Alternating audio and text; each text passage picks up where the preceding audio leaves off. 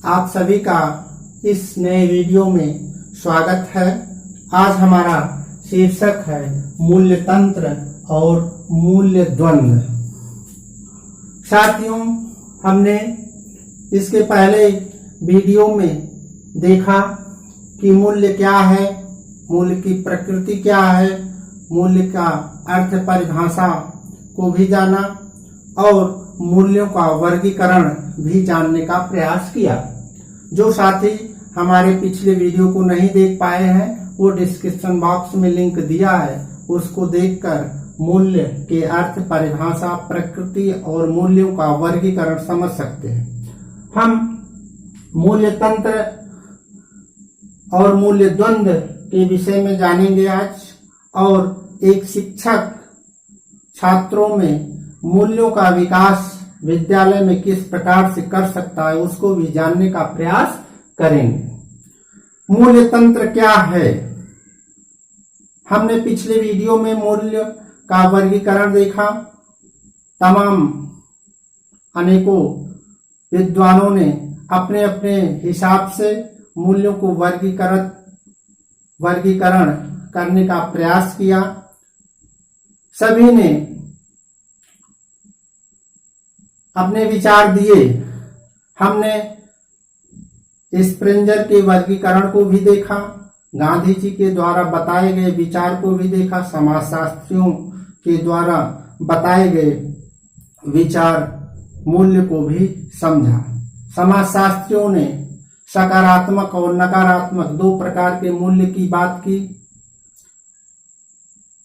स्प्रेंजर ने 6 मूल्यों के विकास की बात की, उसको 6 रूप में वर्गीकृत किया। गांधी जी के 11 व्रत को हम मूल्य माना, और प्राचीन ऋषि मुनियों ने जो भी मूल्य का निर्धारण किया, सत्य, शिव, सुंदर, धर्म, अर्थ, काम, मोक्ष, प्रेम, दया, करुणा, अतिथि सत्कार, सेवा, विनम्रता, ये सब प्राचीन मूल्य के श्रेणी में हमने रखा। देश प्रेम, समर्पण, करुणा, प्राणिधान, तप, स्वाध्याय, संतोष, शौच, इन नियमों की बात की। साधन के रूप में हमने ज्ञान, कर्म, भक्ति, योग की बात की थी। बात आती है मूल्य तंत्र की। मूल्य तंत्र में हम जानते हैं कि समाज के कुछ आदर्श, नियम, मूल्य होते हैं जिसका पालन प्रत्येक व्यक्ति को, प्रत्येक बालक को, प्रत्येक सदस्य को करना होता है। समाज द्वारा निर्धारित जो भी मूल्य हैं उसको सभी व्यक्तियों को धारण करना होता है, आत्मसात करना होता है। उन मूल्यों को आत्मसात जब व्यक्ति कर लेता है तो वह समाज के अनुसार कार्य करता है। हम समाज द्वारा निर्धारित जो मूल्य हैं वो कई होते हैं, उसको धारण करते हैं। ऐसा नहीं कि कोई 1-2 मूल्य है उसको ही धारण कर लिया जाए तो हमारा काम पूरा हो जाएगा। हमने मूल्यों के वर्गीकरण की एक लंबी श्रृंखला बताई। वो सभी मूल्य समाज में हमारे सामने प्रस्तुत होते हैं। हाँ, ये हो सकते हैं कि किसी समाज में किसी मूल्य को ज्यादा वरीयता दी जाती है और किसी समाज में किसी मूल्य को कम वरीयता दी जाती है, लेकिन सभी समाज के निर्धारित मूल्य होते हैं। प्रेम, दया, करुणा, समाज सेवा, भक्ति, ये सब ऐसे मूल्य हैं जो सभी समाजों में पाए जाते हैं। सत्यम, शिवम, सुंदरम सभी समाज में पाए जाते हैं, इसलिए इनको सार्वभौमिक मूल्य भी कहते हैं। सार्वकालिक, सार्वभौमिक, सभी समय में, सभी स्थानों पर ये विद्यमान है। ऐसे मूल्यों को हम एक श्रृंखला दे देते हैं, एक क्रम दे देते हैं। क्यों दे देते हैं? एक क्रम, एक श्रृंखला, एक तंत्र, जिसको हम मूल्य तंत्र कहते हैं। सभी मूल्यों को एक श्रृंखला में, व्यवस्थित क्रम में, वरीयता क्रम में हमको रखना होता है, उसी को मूल्य तंत्र कहते हैं। मूल्य तंत्र क्या है? मूल्यों की श्रृंखला। मूल्यों की श्रृंखला। मूल्यों की श्रृंखला मूल्य तंत्र है, जिसमें हम सभी मूल्यों को व्यवस्थित क्रम में रख देते हैं, जिसके अनुसार, जिस क्रम के अनुसार हम अपने को समाज में उतारते हैं, जीवन में उन मूल्यों को उतारते हैं। क्यों उतारते हैं? क्योंकि अगर हम मूल्यों की श्रृंखला नहीं बनाते हैं, मूल्यों के तंत्र को नहीं बनाए हैं, तो हम मूल्य के द्वंद्व में फंस जाएंगे। मूल्य द्वंद्व से बचने के लिए हम मूल्यों की एक श्रृंखला बना देते हैं, क्रमबद्ध ढंग से, व्यवस्थित ढंग से एक श्रेणी बना देते हैं, जिसको हम मूल्य तंत्र कहते हैं। अब मूल्य द्वंद्व क्या है? जिसके लिए हम मूल्यों की श्रृंखला बनाते हैं, मूल्य तंत्र बनाते हैं, मूल्य द्वंद्व से बचने के लिए। मूल्य द्वंद्व, मूल्य द्वंद्व मूल्यों की श्रृंखला वरीयता के द्वारा हम मूल्य द्वंद्व से बचते हैं। हमारे सामने समाज में ऐसे बहुत सी समस्याएं आ जाती हैं, जिसमें मूल्य द्वंद्व की स्थिति आ जाती है। ऐसी स्थिति आ जाती है जिसमें हम निर्णय नहीं ले पाते हैं कि हमको क्या करना चाहिए, किन मूल्यों को धारण करना चाहिए, किन मूल्यों का पालन करना चाहिए। अगर व्यक्ति मूल्य तंत्र नहीं बनाया है, अपने जीवन में मूल्यों को व्यवस्थित क्रम नहीं दिया है, तो वह मूल्य द्वंद्व में फंस जाएगा। और मूल्य द्वंद्व में जब वो फंस जाएगा, तो वह किसी भी तरफ नहीं जा सकता, किसी भी निर्णय को नहीं प्राप्त कर सकता। इसके लिए हम दो उदाहरण देते हैं। प्रेम, सत्य, अहिंसा, अपरिग्रह, ऐसे तमाम मूल्यों की हमने बात की। राष्ट्र भक्ति, देशभक्ति, धर्म की बात की। बात आती है मूल्य द्वंद्व को समझने की। एक उदाहरण है, एक कसाई किसी गाय को दौड़ाया है, उसको पकड़ने के लिए, काटने के लिए। गाय आगे आगे दौड़ रही है, कसाई पीछे पीछे उसको दौड़ाया है। एक स्थान ऐसा आता है जहां से रास्ता दो भागों में बट जाता है। वहां पर एक व्यक्ति खड़ा होता है। कसाई गाय को दौड़ाया, गाय आगे जा रही है। उस रास्ते पे जहां पर व्यक्ति खड़ा है, वहीं से दो रास्ता अलग होता है। गाय किसी एक रास्ते पे चली जाती है, लेकिन कसाई ये नहीं देख पाता कि गाय किस रास्ते में गई, दाहिने या बाएं। वह खड़े हुए व्यक्ति से पूछता है कि गाय किस दिशा में गई। अब वह व्यक्ति जो खड़ा है, वह असमंजस में पड़ जाता है कि यदि वो सत्य बताता है कि गाय पूरब ही गई या इस दिशा में ही गई, तो वहां पर गाय की हत्या हो जाएगी, एक दोष होगा। और अगर वह बताता है कि गाय इस दिशा में नहीं, इस दिशा में गई, झूठ बोलता है, तो वहां सत्य नामक मूल्य का अनादर होगा। और अगर वो सत्य बता देता है तो हिंसा हो जाएगी, अहिंसा मूल्य का पालन नहीं होगा। तो एक तरफ सत्य है, दूसरी तरफ अहिंसा है। अब वह व्यक्ति अगर अपने जीवन में मूल्य तंत्र बनाया है, तो वह निश्चित रूप से एक उत्तर दे सकता है कि गाय इस दिशा में गई है, अर्थात जिस दिशा में गाय गई है उस दिशा में वह नहीं बता के दूसरी दिशा बता देगा, जिससे कि गाय की हत्या न हो। और अगर वह सत्य को ज्यादा मानता है तो वह सत्य बताएगा कि गाय इसी दिशा में गई है, क्योंकि वह सत्य को ज्यादा वरीयता देता है।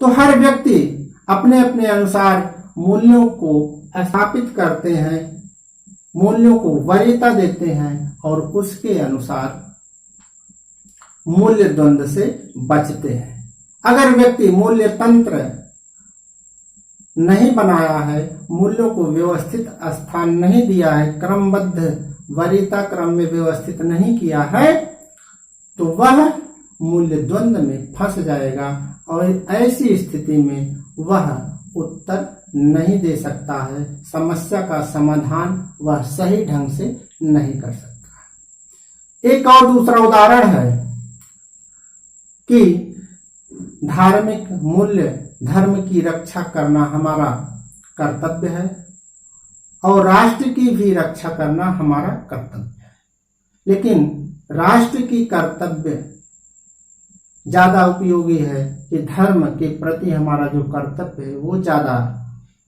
अच्छा है। इसके लिए एक उदाहरण है, किसी भी राज्य किसी भी देश में कोई बाह्य आक्रमण होता है, ऐसी स्थिति में हम अपने झंडा को बचाने के लिए हम राष्ट्रीय मूल्य की ज्यादा चाह है, हम राष्ट्रीय मूल्य को ज्यादा मानते हैं कि धार्मिक मूल्य को। हम अपने धर्म की रक्षा पहले करेंगे कि हम अपने राष्ट्र की रक्षा पहले करेंगे। धर्म की रक्षा भी आवश्यक है और राष्ट्र की रक्षा भी आवश्यक है। जो व्यक्ति राष्ट्र को ज्यादा महत्व देगा वह राष्ट्रीय मूल्य को वरीयता देगा, वो सर्वप्रथम राष्ट्र की रक्षा करेगा। और जो व्यक्ति अपने मूल्यों में धर्म को ज्यादा महत्व देगा वह अपने धर्म की रक्षा के लिए अपने को समर्पित कर देगा, अपने को न्यौछावर कर देगा। और जो व्यक्ति ऐसी स्थिति में मूल्य तंत्र नहीं बनाया है, मूल्यों को व्यवस्थित क्रम नहीं दिया है, तो वह व्यक्ति मूल्य द्वंद्व में फंस जाएगा। वह नहीं समझ पाएगा कि हमको राष्ट्र की रक्षा करनी चाहिए कि हमको अपने धर्म की रक्षा करनी चाहिए। यह हुआ मूल्य तंत्र और मूल्य द्वंद्व। मूल्य तंत्र मूल्यों की एक श्रृंखला है जिसमें हम वरीयता क्रम में, कैसे वरीयता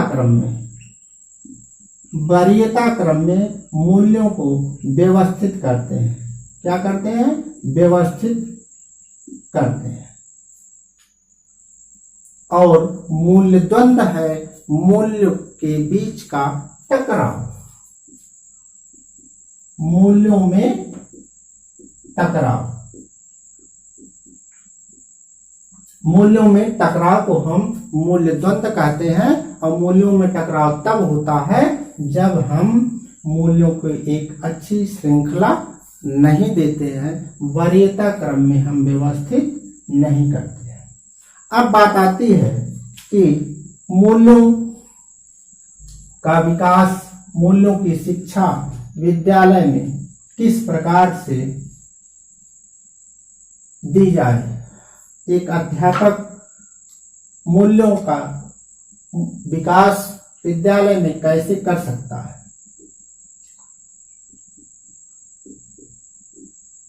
मूल्यों का विकास अध्यापक के द्वारा।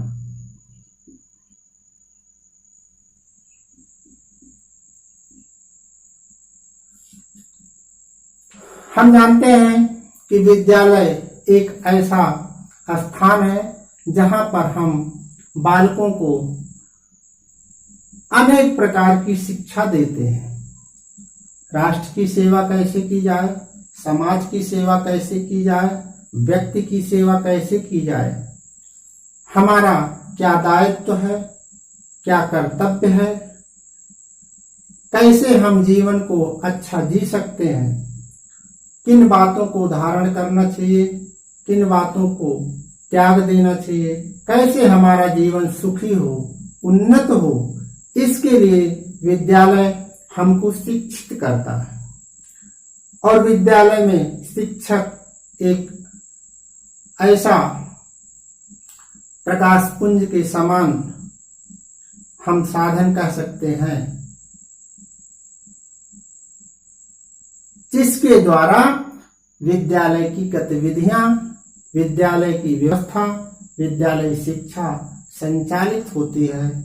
वह अपने शिष्यों में नया नया ज्ञान देने का, भरने का कार्य करता है। एक शिक्षक विद्यालय में किन मूल्यों को किस प्रकार से, कब, कैसे दे, कैसे मूल्यों का विकास करे, उसमें शिक्षक की भूमिका बहुत ही महत्वपूर्ण होती है। विनोबा भावे की एक सूक्ति आती है,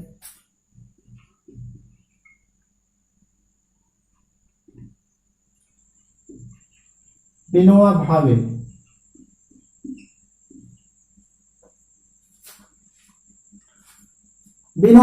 कहते हैं, मनुष्य घर में जीता है और मदरसों में विचार सीखता है। घर में जीता है और मदरसों में विचार सीखता है। इसलिए जीवन और विचार में मेल नहीं बैठता। घर में जीता है और मदरसों में सीखता है, इसलिए जीवन और विचार में मेल नहीं बैठता। अतः घर में मदरसे और मदरसे में घर को जाना हुआ। इसका मतलब यह है कि हम मूल्यों का विकास तभी कर सकते हैं जब विद्यालय का वातावरण और घर का वातावरण एक हो जाए। घर की बातें विद्यालय में हो और विद्यालय की बातें घर में हो। परिवार, घर का विचार विद्यालय में जाए और विद्यालय का जो विचार है, जो खोज है, वो घर में लागू हो। ऐसी स्थिति में हम बालक को व्यवस्थित ढंग से शिक्षित कर सकते हैं और मूल्यों का विकास कर सकते हैं। शिक्षा आयोग 1964-66, जिसको हम मुदालियर आयोग भी कहते हैं,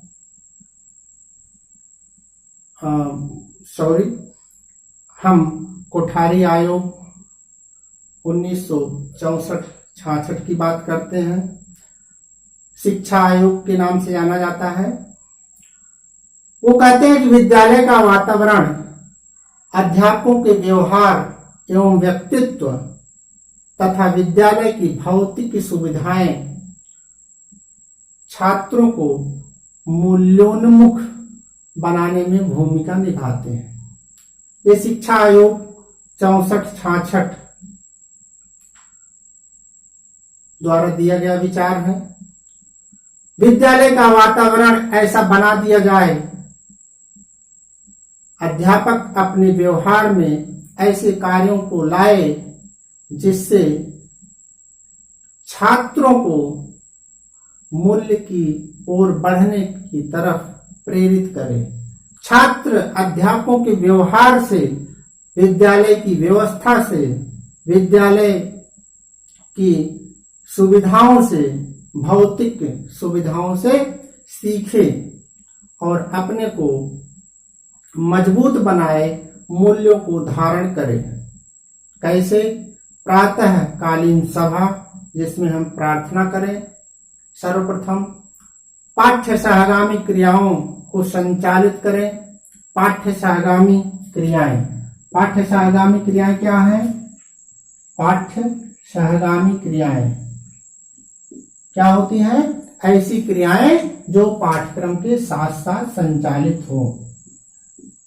पाठ्यक्रम के साथ संचालित,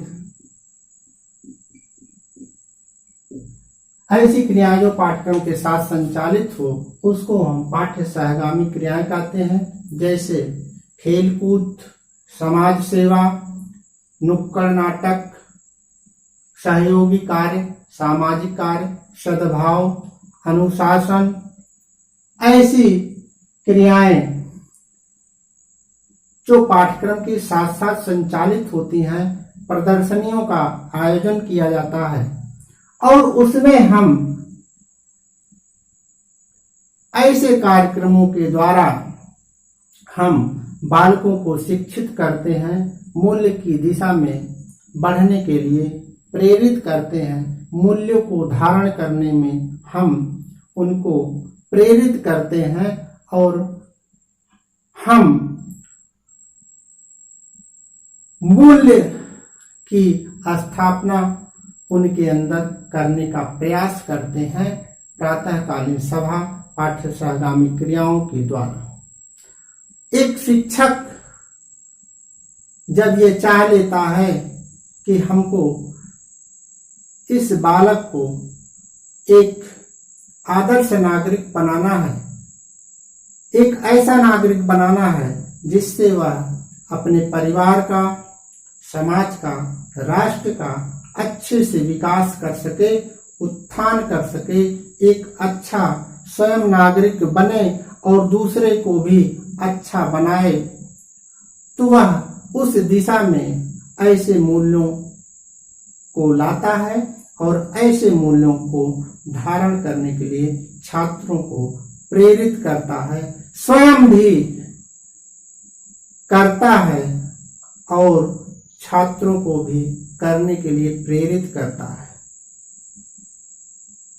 छात्र और शिक्षक एक दूसरे के संपर्क में आकर मूल्यों के विकास में अपनी महत्वपूर्ण भूमिका का निर्वहन करते हैं। इसके लिए हमको घरों में, परिवारों में जाना होगा, अभिभावकों के साथ बैठक करना होगा, अभिभावकों से विचार विमर्श करना होगा, छात्रों के विषय में जानना होगा। इसीलिए विनोबा भावे ने कहा था कि मदरसे को घर में और घर को मदरसे में जाना पड़ेगा। तो आज हमने मूल्य द्वंद्व, मूल्य तंत्र और एक शिक्षक के द्वारा विद्यालय में मूल्यों की स्थापना कैसे की जाए, मूल्यों का विकास कैसे किया जाए, उस पर चर्चा की, समझने का प्रयास किया। चाहेंगे कि जो साथी हमारे पुराने वीडियो को नहीं देख पाए हैं, डिस्क्रिप्शन बॉक्स में जाकर मूल्य से संबंधित सभी विषयों को जिस पे चर्चा की गई है उसको अच्छे से समझ सकते हैं। बहुत बहुत धन्यवाद।